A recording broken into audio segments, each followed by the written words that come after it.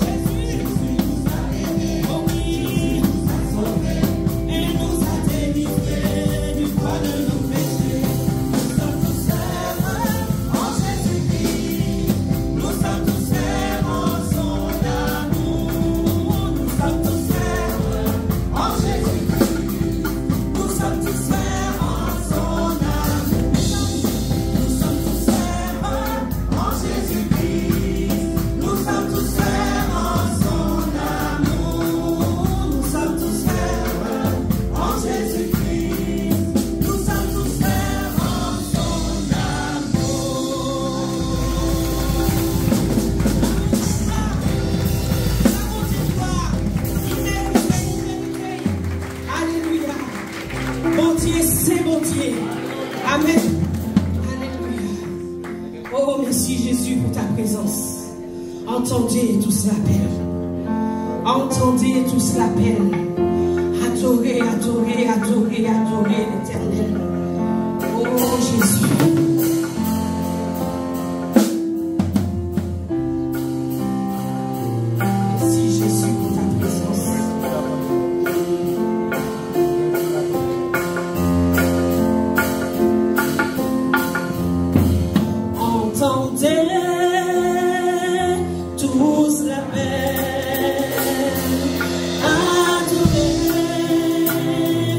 L'éternel.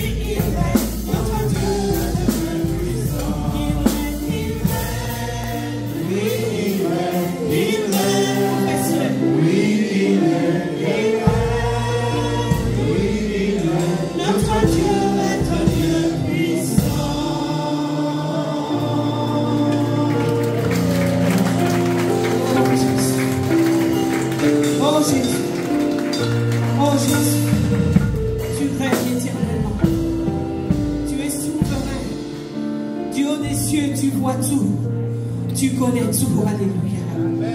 Si j'en dis à vivant, c'est grâce à moi. Si j'en dis à vivant, c'est grâce à moi. Alléluia. Oh, merci Jésus.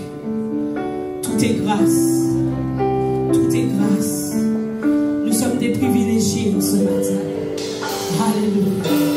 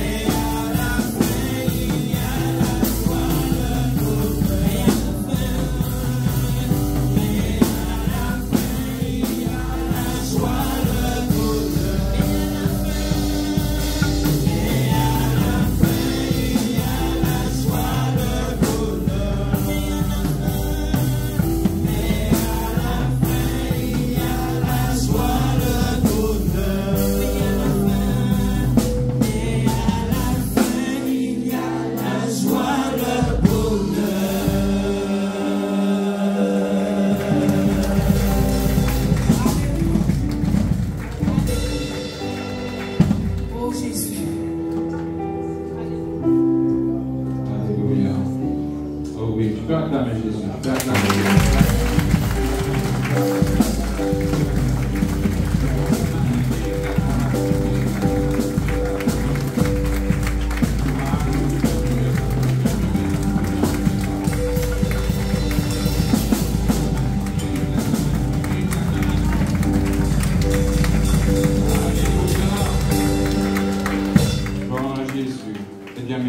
Merci beaucoup, merci. Vous pouvez vous asseoir dans la présence de Dieu. Notre Dieu est fidèle. Amen. À la fin, il y a la joie, le bonheur. Le bonheur. Mais il faut rester dans le chemin. Amen, amen, amen. Pour rester dans le chemin, nous avons besoin d'entendre ce que Dieu a à nous dire. Donc on va laisser la place au serviteur de Dieu, notre frère Lian, qui va nous amener ce que Dieu lui a donné. Amen. Et puis nous sommes comme, c'est écrit dans la parole, nous sommes comme Marie, nous sommes assis, et puis nous écoutons la parole. Alléluia. C'est mon frère Lian.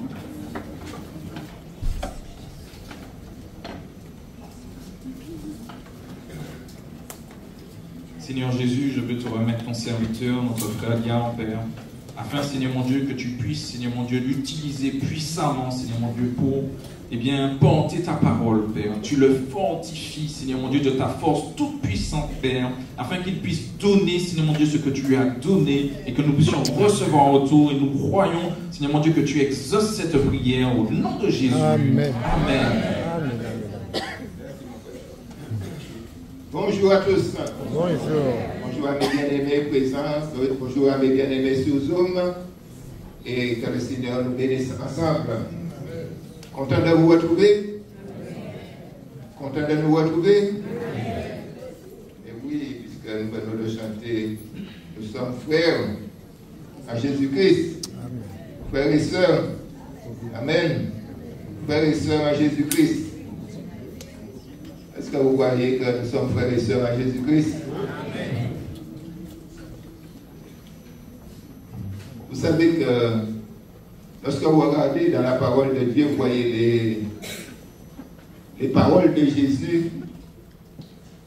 Jésus donne une plus grande importance à la famille spirituelle qu'à la famille terrestre, la famille charnelle.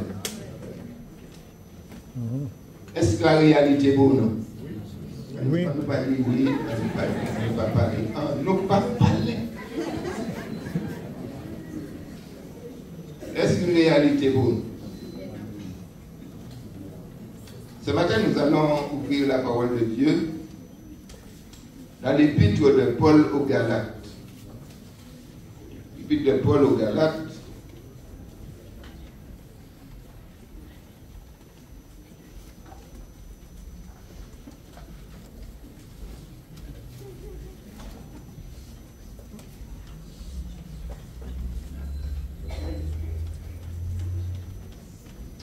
Nous allons lire à partir du verset 5. Chapitre 4, à partir du verset 6.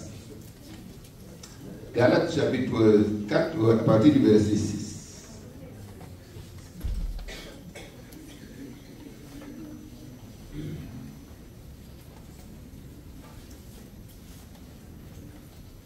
Et nous allons nous arrêter au verset 9.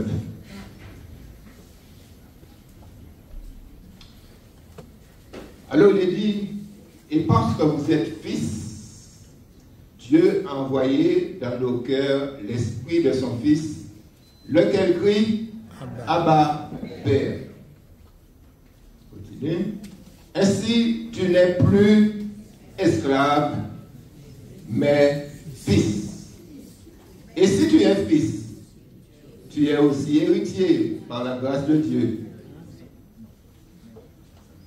Autrefois, ne connaissant pas Dieu, vous servez des dieux qui ne le sont pas de leur nature. Mais à présent que vous avez connu Dieu, ou plutôt que vous avez été connu de Dieu, comment retournez-vous à ces faibles et pauvres rudiments auxquels de nouveau vous voulez vous asservir encore? Donne-moi le verset, s'il te plaît, mon frère. Donne-moi le verset, s'il te plaît. La suite. Vous observez les jours, les mois, les temps, les années. Je crains d'avoir inutilement travaillé pour vous. Amen. Ici, nous voyons un texte de la parole de Dieu où Paul s'adresse à des chrétiens, à des enfants de Dieu, certains qui étaient des judaïsants et qui ont connu Christ, d'autres qui ne connaissaient pas, qui n'étaient pas judaïsants, c'était des païens qui ne connaissaient pas, mais qui à un moment ont donné leur vie au Seigneur Jésus. Et il leur rappelle que maintenant vous êtes des fils. Vous êtes des enfants de Dieu. Vous êtes des fils. Et nous allons voir un peu plus bas, puisque c'est ce que je veux faire sortir ce matin, c'est la vraie nature de l'évangile. La vraie nature de l'évangile, il nous dit au verset 21, toujours de Galates 4.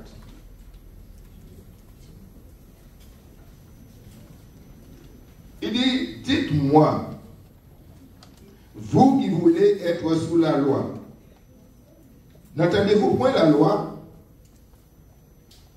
Continuez. Car il est écrit qu'Abraham eut 2 fils, un de la femme esclave et un de la femme libre. Mais celui de l'esclave naquit selon la chair, et celui de la femme libre naquit en vertu de la promesse. Ces choses sont allégoriques. Donc ce sont des images. Ces choses sont allégoriques, car ces femmes sont 2 alliances. L'une du mont Sinaï, enfantant pour la servitude, c'est Agar.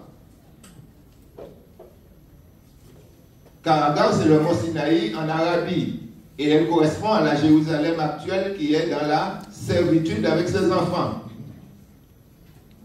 Mais la Jérusalem d'en haut est libre, c'est notre mère. Alléluia. Alors, mes bien-aimés, nous qui sommes enfants de Dieu, nous avons un Père, Dieu. Nous avons un frère, Jésus. Et nous avons une mère, ah, ça commence à réfléchir, ça va trembler, hein. Tu n'as pas dit ça, tu as tenu à maman. C'est pas moi qui l'ai dit, c'est écrit. Il nous dit, mais la Jérusalem d'en haut est libre, c'est notre mère. Donc, j'ai un père, j'ai un frère, j'ai une mère. Toi aussi? Est-ce que toi aussi? Il y a ceux qui ne répondent pas parce qu'ils ne savent même pas où ils sont là ce matin. Frère, quand tu es dans la bagaille là, pourquoi ça a été prié? Eh bien, mes bien-aimés, ça pour nous montrer que nous sommes une famille. Et ce matin, ma soeur Frédéric parlait de famille.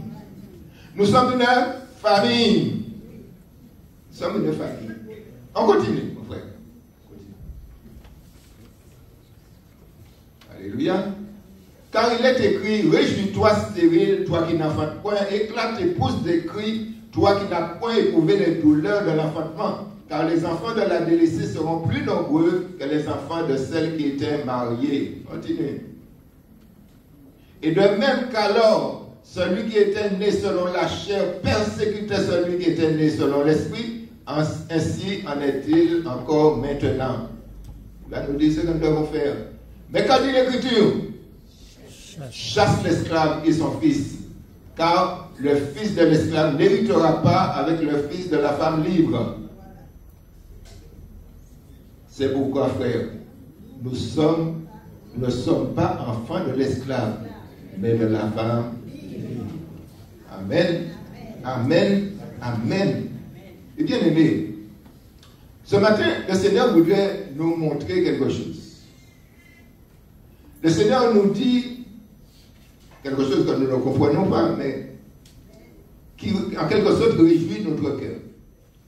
Le Seigneur nous dit que nous qui sommes enfants de Dieu, nous sommes fils, filles de Dieu.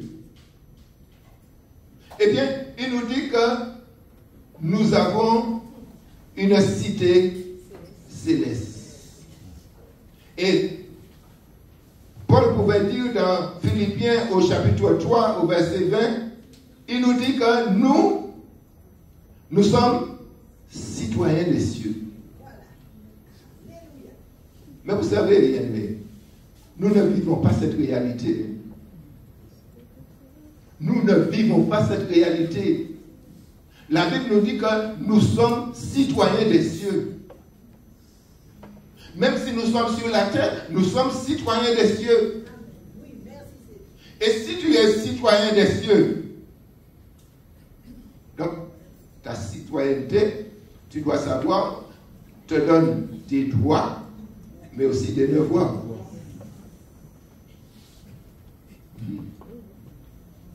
Si tu es enfant, vous savez, nous sommes des Français, selon nous, nous sommes des Français. Mais il faut savoir que si tu es Français, tu as des droits, tu as aussi des devoirs. Et en quelque sorte, nous sommes les enfants de la nation. Est-ce que tu as chanté? Tu as chanté? Allons, enfants de la patrie. Mais oui, tu as chanté. Allons, enfants de la patrie. Donc, nous sommes, eh bien, la Bible nous dit de la même manière, nous sommes les enfants de la Jérusalem d'en haut. Donc, nous avons des droits.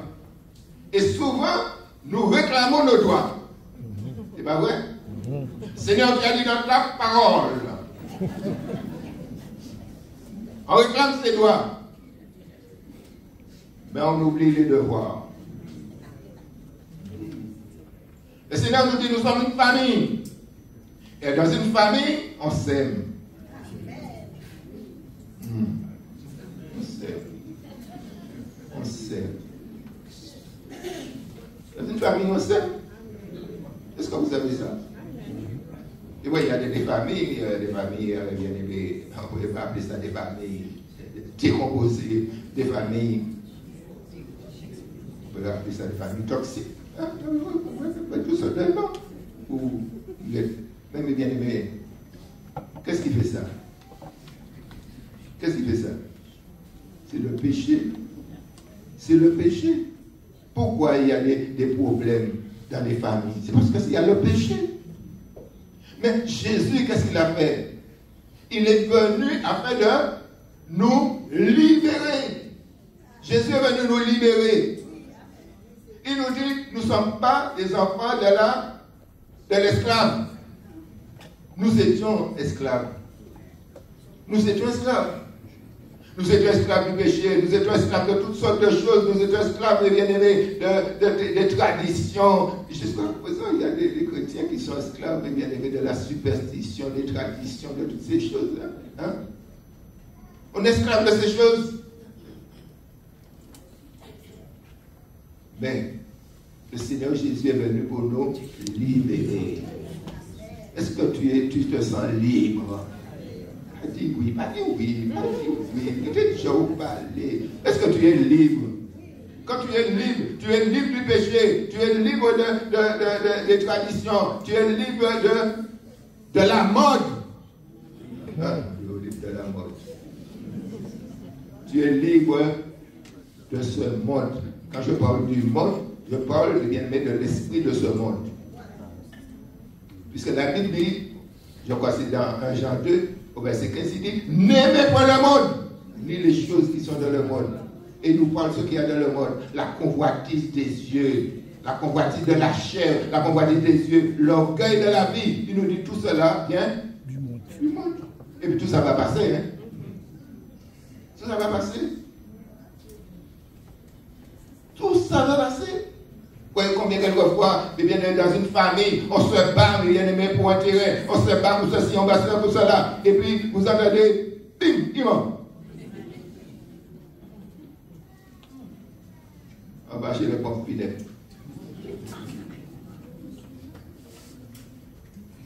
On cherche un petit linge là, on met sur lui, on met sur elle, et puis on le met dans la boîte. Et puis vous voyez, la chose pour laquelle on se battait là, reste là. On a perdu du temps. On a perdu le temps que Dieu nous a donné de vivre, mes bien-aimés, cet amour, cette réalité de paix, de joie. On a perdu tout cela. Et puis maintenant, on s'en va, on ne sait même pas où on s'en va. Parce qu'on a perdu du temps. Alors que le Seigneur voudrait que nous puissions vivre cette réalité d'hommes, de femmes libérés, délivrés, affranchis. Alléluia. La Bible nous dit que, et pour nous montrer les choses, l'apôtre Paul a utilisé 2 images. Il nous a dit 2 femmes, 2 fils, 2 alliances. Et il nous montre que celui qui est de la citoyenneté d'en haut, c'est quelqu'un qui est né d'en haut. Parce que tu ne peux pas être citoyen d'en haut si tu n'es pas né d'en haut. Nous tous, nous sommes nés de notre mère, de notre père. Ça veut dire que ces gens-là avaient voulu faire un enfant, ils se sont accordés, ils ont fait un enfant. Quelquefois, c'était un accident aussi, hein? Ça peut arriver. Hein? Mais, lorsqu'il nous parle de l'enfant de la promesse, il nous parle de l'enfant de la promesse. Est-ce que tu sais que tu es enfant de la promesse? Et quand tu es enfant de la promesse, eh bien, tu es dans cette alliance. Cette alliance en Jésus-Christ qui t'a donné le net d'en haut. C'est-à-dire non pas de la volonté de l'homme, mais de la volonté de Dieu. Tu es né de la volonté de Dieu. Je parle de la naissance spirituelle. Hein? C'est ce que le Seigneur avait dit à Nicodème. Hein? Ce qu'il a dit à Nicodème, ce n'était pas une parabole. Hein? C'était tout simplement une allégorie. Hein? C'était tout simplement une image. Il dit, si tu ne nais de nouveau.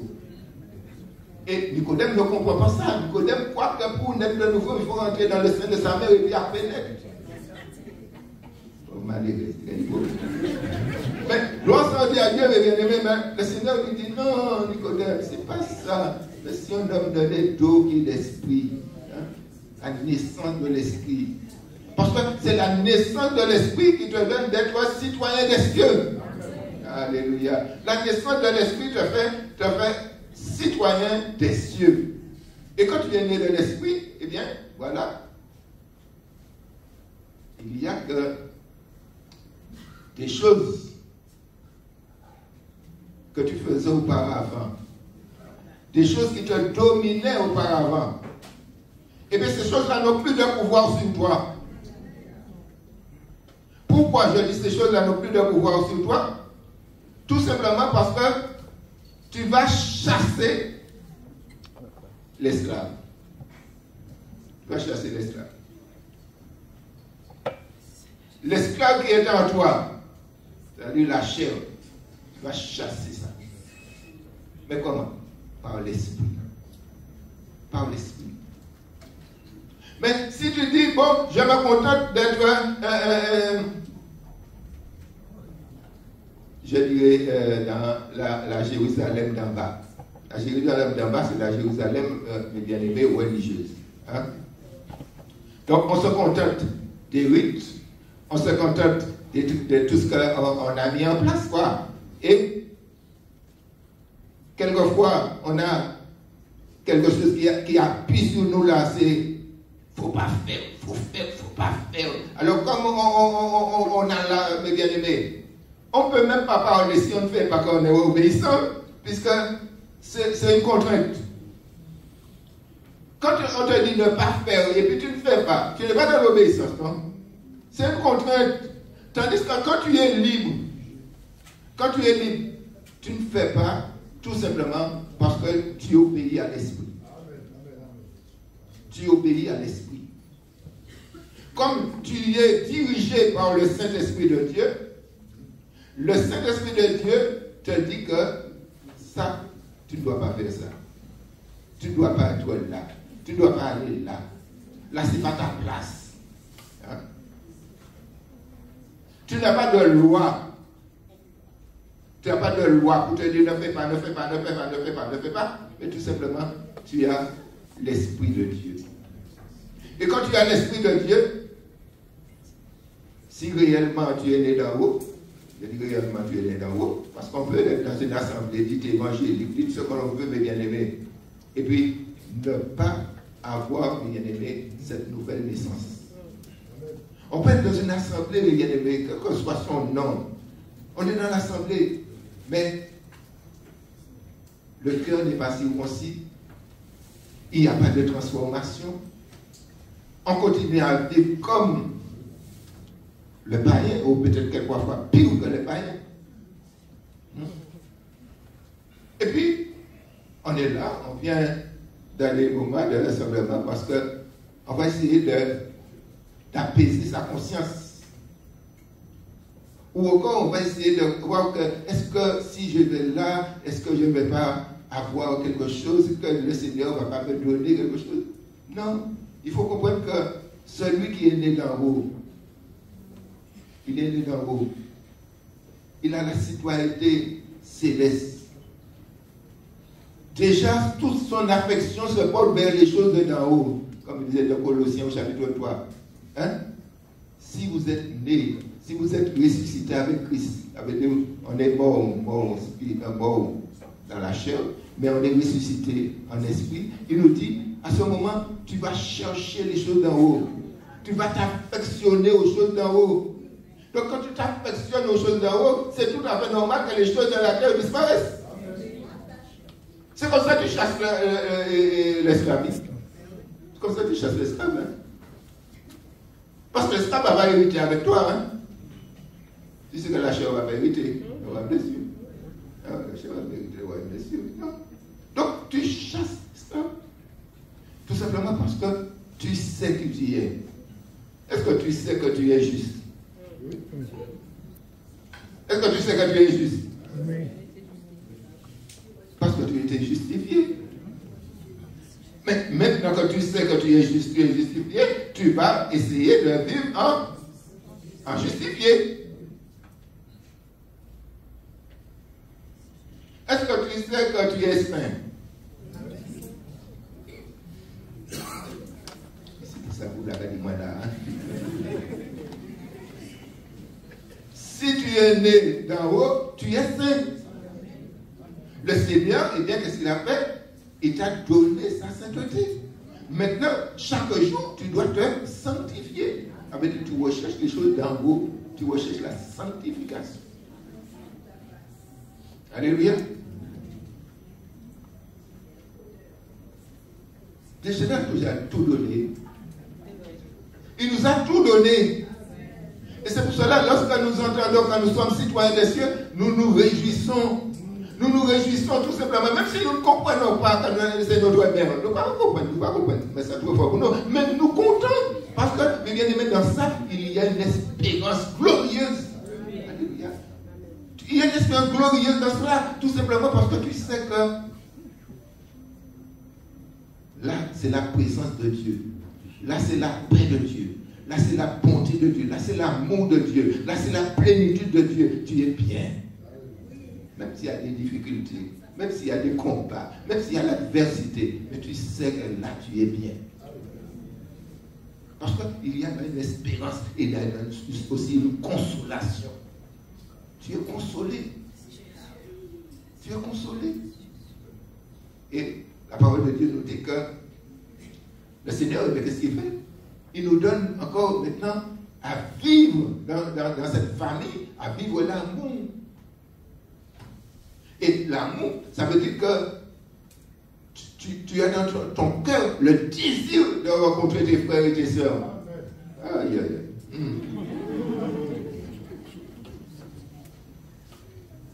Est-ce que celui qui est à côté de toi, tu connais son nom? Jean-Marc connaît ta gueule, madame.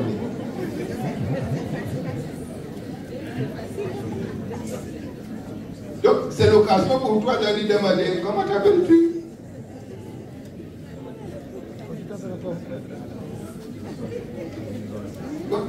Parce que tu ne peux pas me dire que tu es dans une famille, tu ne connais pas ton frère et ta soeur, tu ne connais pas son nom. Tu ne connais pas son nom. Il faut que Il faut qu'il sache que tu t'appelles telle manière, tu m'appelles. Alléluia. Il ne faut pas, mes bien-aimés, que dans la famille, eh bien, on puisse ignorer un frère ou bien une soeur. Même si comme dans la famille terrestre, la famille charnelle, il peut avec des embrouilles. Mais après, on doit se retrouver. Hein? Parce que, il y a des choses que nous n'avons pas compris dans la parole de Dieu. La Bible te dit que l'amour pardonne une multitude de péchés. Il n'a pas dit il y en a. Une multitude. Une multitude. Donc, si tu l'aimes, tu ne fais pas comme Mimosa. Tu connais Mimosa? Hein? Et Mimosa, il y a un café et nous-mêmes pas café. Parce que Mimosa, le coin, il y a un café, mais après, il y a un café. Mais quand il y a un bagage, il fait même, pas ouvrir un copier. Pas ouvrir, non. Pas ouvrir, pas ouvrir. Hein? Parce qu'il a parlé, moi. Mimosa, c'est pas moi. Le coin, touché, mais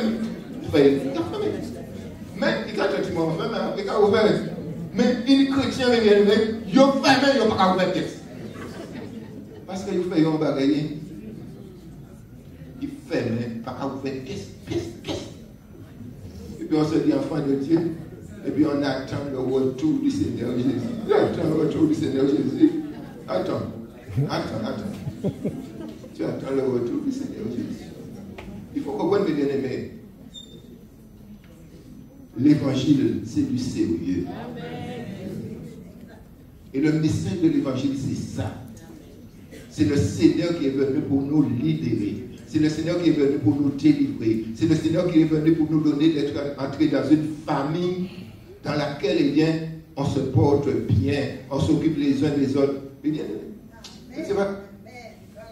La Bible nous parle je crois que c'est dans 1 Pierre. 1 Pierre chapitre 4. 1 Pierre chapitre 4, la Bible nous exhorte à avoir un amour ardent. Les uns pour les autres. Ardent. Un amour ardent, les uns pour les autres. Alléluia. Et il nous dit encore, bien aimé, nous devons nous accueillir les uns les autres. Qu'est-ce qu'il dit exercer l'hospitalité? C'est de vous accueillir les uns les autres. Vous savez, il y a eu quelquefois que, vous savez, nous ne sommes pas tous pareils. Et je me souviens d'un frère qui avait hébergé un petit frère qu'il avait trouvé dans la rue, et le petit frère a donné sa vie à Jésus. Hein, un petit jeune qu'il avait rencontré dans la rue, et puis il lui a donné la parole, et puis le petit jeune a donné sa vie à Jésus. Et puis il a dit au petit jeune, tu vas pas rester dans la rue, il a hébergé le petit jeune. Mais le petit jeune, il ne connaît que la rue, bien aimé. Maintenant que là, on est dans une maison. Il y a des choses qu'il ne connaît pas. Alors, le frère lui dit, voilà, ça. Et puis le frère va pour ses dents, et puis il prend l'odeur de pipi dans le lavabo. Il dit, tu as fait pipi dans le lavabo? Il dit, oui. Mais il passe ça dans le lavabo, c'est une petite sœur, puis ça dans le lavabo. Mais tu dois le supporter, et tu dois l'éduquer.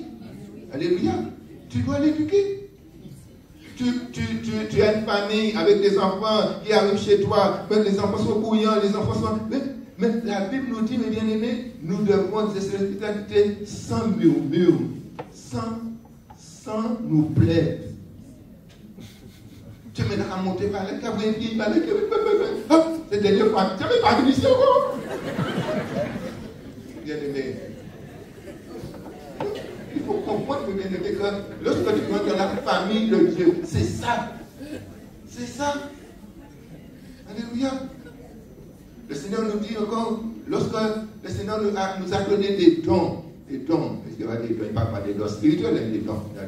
Il te dit que le don que le Seigneur t'a donné, tu dois mettre au service de l'autre.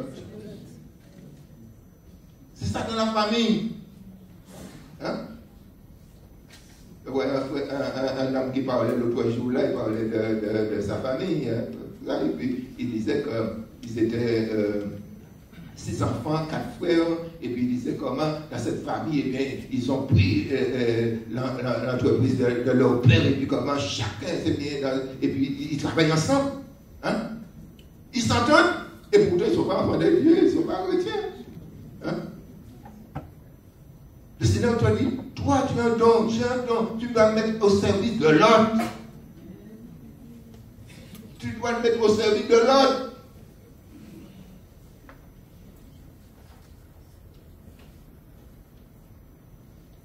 Ah, j'ai mon don, et bon, c'est moi, j'ai fait mes études, hein, j'ai des recherches, moi qui travaillais, je me suis fait. Il faut savoir que tout est grâce, tout vient de Dieu. Tout est grâce. Le Seigneur te dit, quand tu parles, que ce soit pour annoncer les oracles de Dieu. Ça veut dire que tu dois dire, parler pour édifier une personne. Tu ne parles pas à tort et à travers, raconter n'importe quoi. Tu parles pour édifier ton frère, pour édifier ta soeur. Quand tu parles, il faut que ce soit une parole qui lui porte quelque chose pour qu'il puisse s'élever.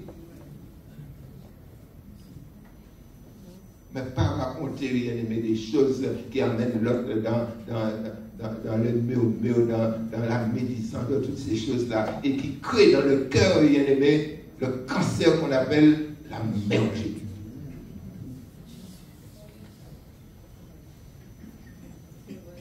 Dans l'église du Seigneur, il y a le cancer qu'on appelle l'amertume. Pourquoi? Tout simplement parce qu'on n'a pas chassé l'esclave.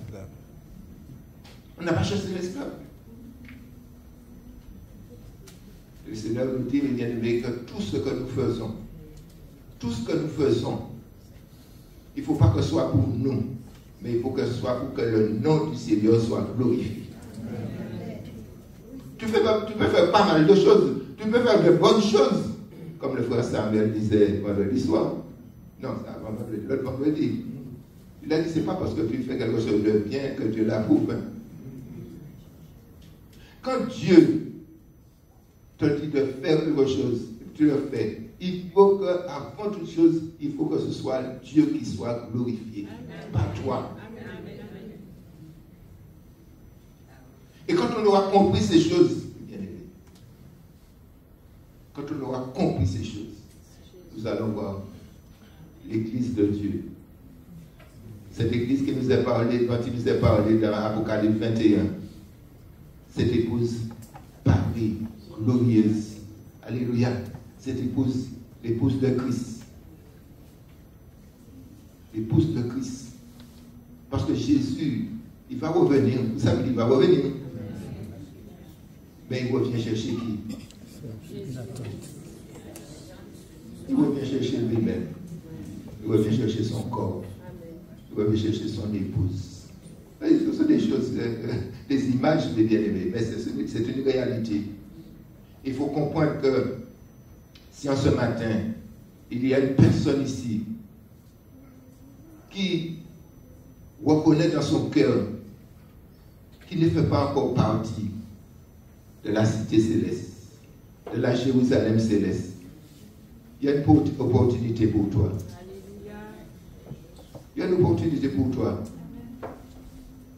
Il suffit tout simplement que tu reconnaisses que tu as besoin du Seigneur Jésus. Tu as besoin de cette grâce. Parce que ta mère, c'est la grâce. Ta mère, c'est la grâce. Hein? Et si tu veux que ton nom soit dans le livret de famille, si tu veux que ton nom soit inscrit dans le livret de famille du Seigneur, il faut que tu acceptes le Seigneur Jésus. Parce que sinon, on va dans le livret. Vous pouvez qu'il y ait notaire, nous pas le livret. Vous prenez l'héritage. Vous prenez l'héritage parce que nous pas le livret.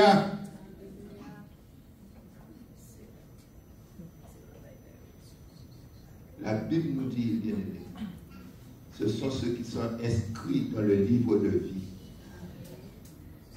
Si ton nom n'est pas inscrit dans le livre de vie, tu ne fais pas partie de la Jérusalem d'en haut.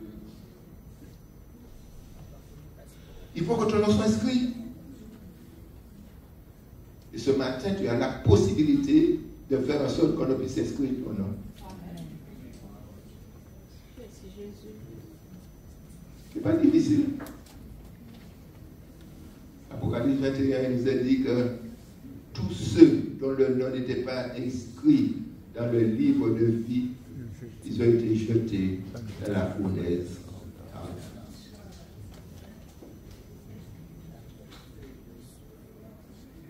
Ça, c'est la nature de l'évangile.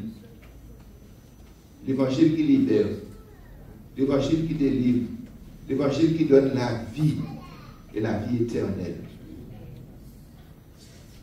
C'est cet évangile-là que nous prêchons, bien-aimés. Y a-t-il ce matin quelqu'un qui voudrait donner sa vie à Jésus pour que son nom soit inscrit dans le livret de famille? Une personne. Si tu ne l'as pas encore fait, c'est aujourd'hui.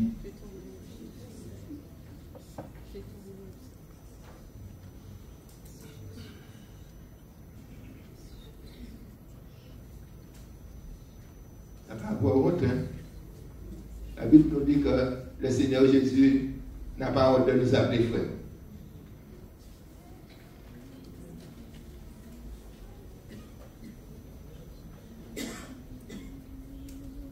Alléluia. Merci Seigneur. Nous allons prier le Seigneur.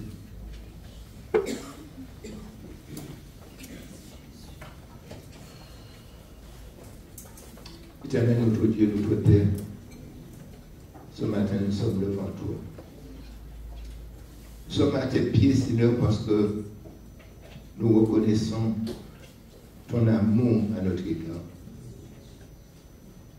Oui, nous qui étions sans Dieu, nous étions sans espérance.